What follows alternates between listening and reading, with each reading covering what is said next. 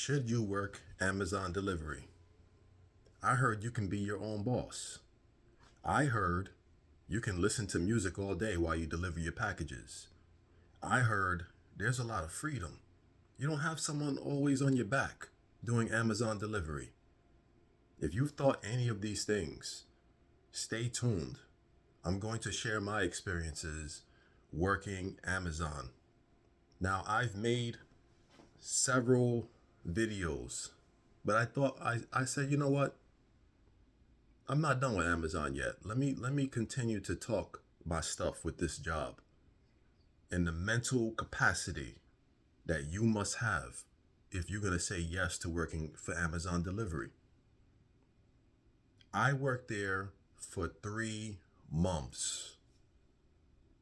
That alone should tell you a whole lot.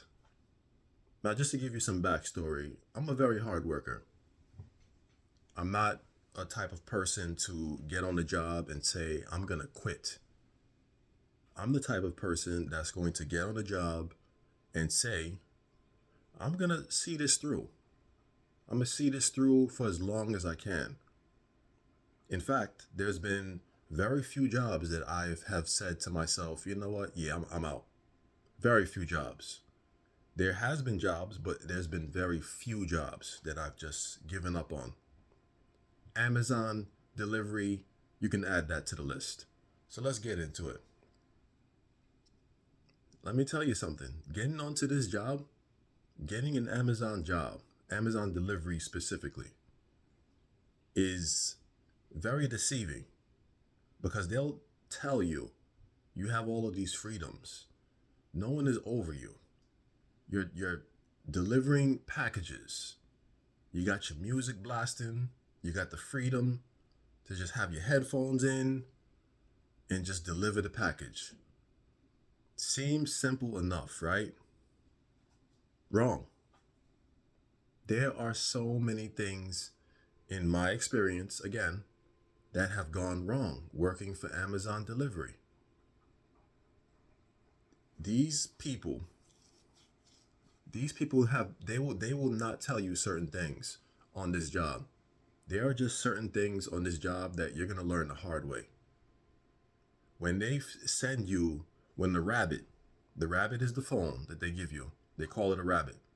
When the rabbit directs you to an apartment complex, when I tell you it is similar to trying to figure out a Rubik's Cube, trying to figure out what apartment, how to find the exact location of the actual apartment in an entire apartment complex. When I tell you how difficult that is, you will understand the frustration that I'm speaking from. This rabbit told me I had to go to a certain apartment.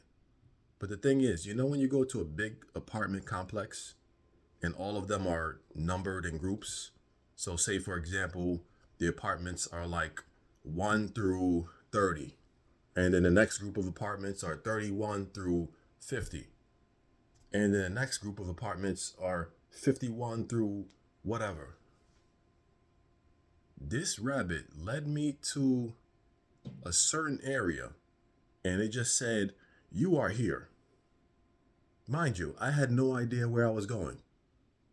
I'm looking at the address and I'm like, okay, I have the address, but I'm looking around. I'm like, yo, where is building 51? And I'm looking at the apartments and I'm like, all right, 50 is right there. So 51, of course, has to be nearby, right? I'm going back and forth like a damn fool with the damn package in my hand, just walking around. No clue where to go. Just walking back and forth. You got people looking at you like, who the hell is this dude? Because the thing is, I didn't have an Amazon vest. I had the orange vest. And then, like I said in previous videos, sometimes they give you the crack cocaine van. Now, the crack cocaine van are the vans that are pure white. I'm talking about crystal white. No letters. You jump out these, people look at you like you're strange. You come out these, people have questions. You come out these vans, people are expecting something other than a package to spill out. That's just the honest truth. I've gotten so many looks coming out of these white cocaine vans. They've given me looks, strange stares, concerned looks, concerned frowns coming out of these vans. So anyway, I have the package going back and forth, not knowing where to find house number 51 or apartment 51. I'm going back and forth. This is the thing that they do not teach you. These are the things you just have to learn and figure out on these kind of jobs. And then the frustrating thing is about these jobs, about locations like this, is when you finally find the location that you're supposed to be in. Sometimes they don't answer the door. You have to figure out a code to get into that apartment complex. Because here's the thing. Sometimes they don't even tell you the code on the rabbit. Sometimes there's a little description for where they want you to leave the package, but other times there's none. When there's none, you're supposed to leave it in the front. But once you don't see a code, this messes up your whole time. So now you're like, all right, do I skip over this package and go to the next? Or do I continue to just wait for someone to open up the door so I can get in?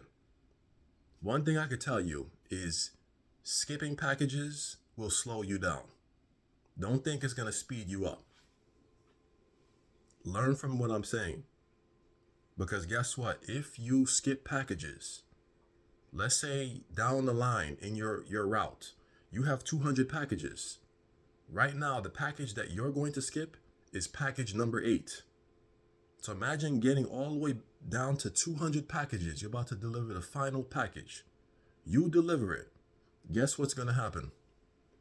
Your rabbit is going to reroute all the way back to package number 8.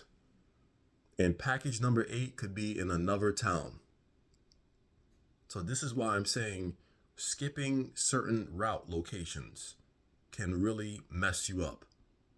And you'll end up spending more time driving just to deliver one package to complete your route. This will make you waste so much time. And this is what happened to me when I skipped the package. I was here thinking, yeah, I'm going to save time. Yeah, I'm wasting time. These people don't even open up their door. They know a package is coming and they're not. You'll have these conversations with yourself working with Amazon. It is a mentally trying job. Like, I believe anyone who works for Amazon delivery, you got to say multiple prayers before you begin this shift. I'm not even joking. Multiple prayers. Because this is the kind of job that will test you. Biblical testing. Like this will shine a light on where you are mentally in the world and where you need to be. This is the kind of job that will test you. Another situation that happened to me, I think I mentioned it in my other video, the pissing in the bottles. When you have to piss, you have no choice but to have a bottle with you. Because guess what? What they don't tell you.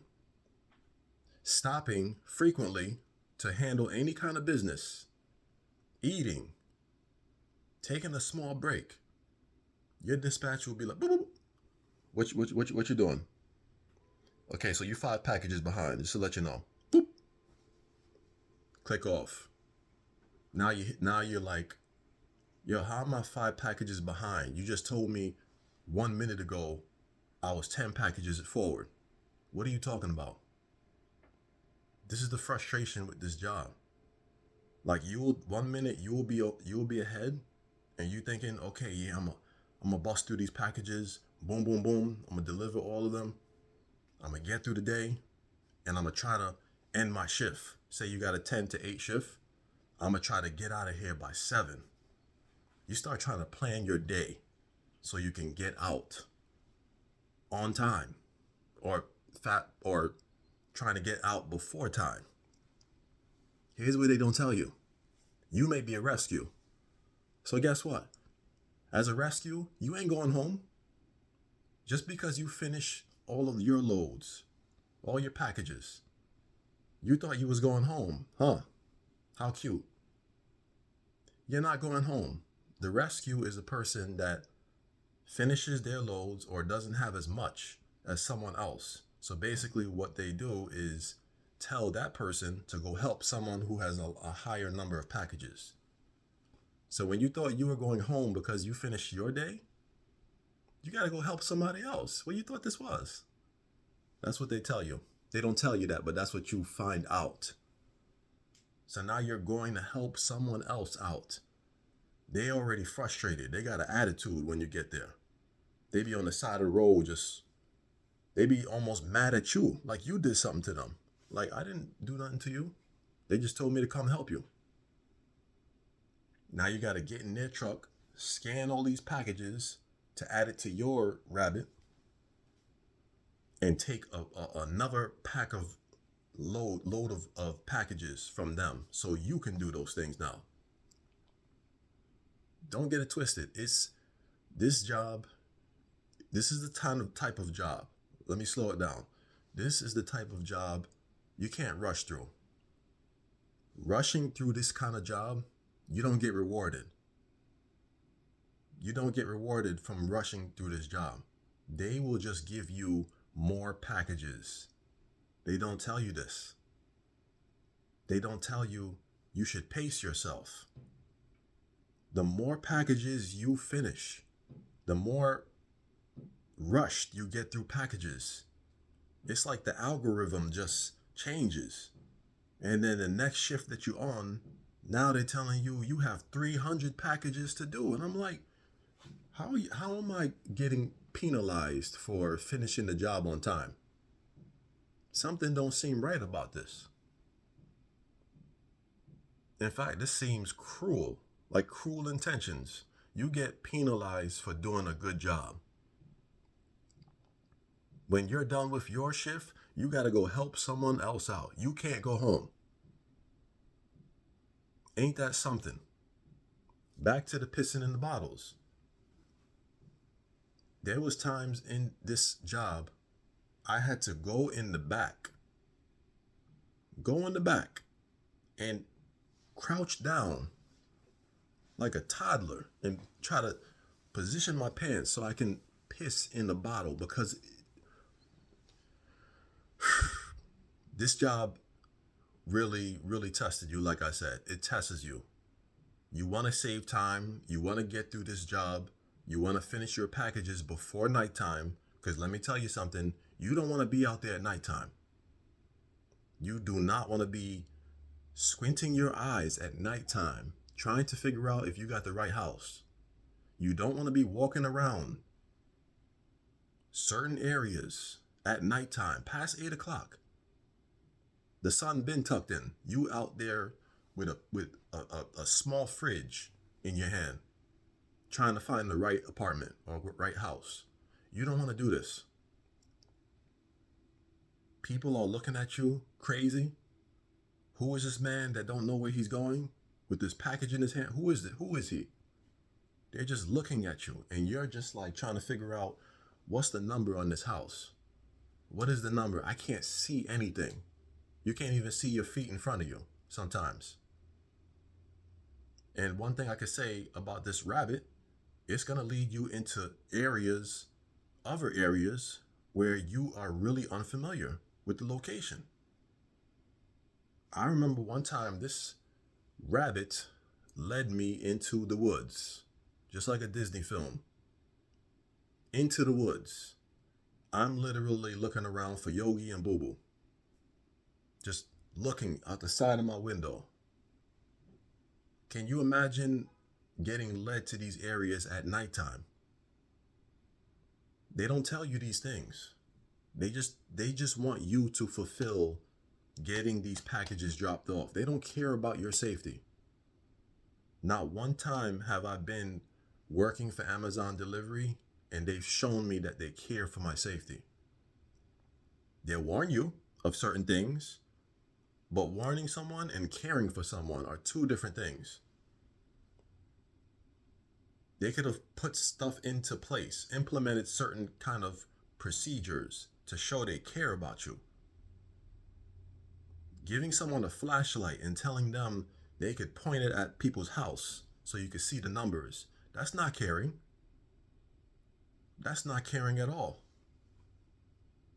That sounds like setting up, actually. That sounds like you set me up. I'm gonna go in an opulent neighborhood, cross someone's grass. They got the talking cameras, the talking doorbell ringers. Soon as you approach, that thing is talking to you, and you like, what the hell is that? Like, you get jumpy. If you're not used to it, you will get jumpy, because you're like, what? Who's talking to me? And you're doing all of this with one hand on the package and the other with the phone, the rabbit in your hand, and you're trying to figure out if this is the right area. Like, literally, you get into situations with this job where it's like very questionable. And you got to question your faith sometimes. Like, should I really be doing this, Lord? Like, is this the right field for me to be in? And one thing I could tell you is, if you have to question, if you have to ask the Lord several questions on why you are in certain areas, that's a bad sign. That's no good. That is no good. You should not be questioning several times. You should have faith. But if you feel like your faith is decreasing and declining at a fast descending rate off a cliff, you should probably not be there. I'm going to be honest. So again, back to the wood story. I got led to the woods. So I'm here looking for bears, watching out for dogs. I'm like, this is crazy. These customers are leaving intricate instructions for where they want their package at. I'm like, hell no, you getting your package the way I wanted to give it to you. I'm not messing around with the woods. Who do I look like? No, sir. No, sir. I'm dropping your package off the safest area. I'm not going in the back. I don't know what's in the back of your house, in the woods, near dark trees and forests. I'm not doing all of that. I'm not doing any of that. You got to question whether you feel safe or not to do a lot of these jobs. And if the answer is no, you have to question yourself even more. Should I continue doing this? Should I come back tomorrow? Should I quit now? Like, these are legitimate questions. So I just wanted to come on here and share this Amazon story, and I'm actually going to make more of these. I'm going to start making more of my experience at some of these jobs. So I hope this resonated with you. I hope it helps you to make a better decision, a better informed decision based on my experience. So if this resonated with you, please like, share, subscribe to the channel. Peace.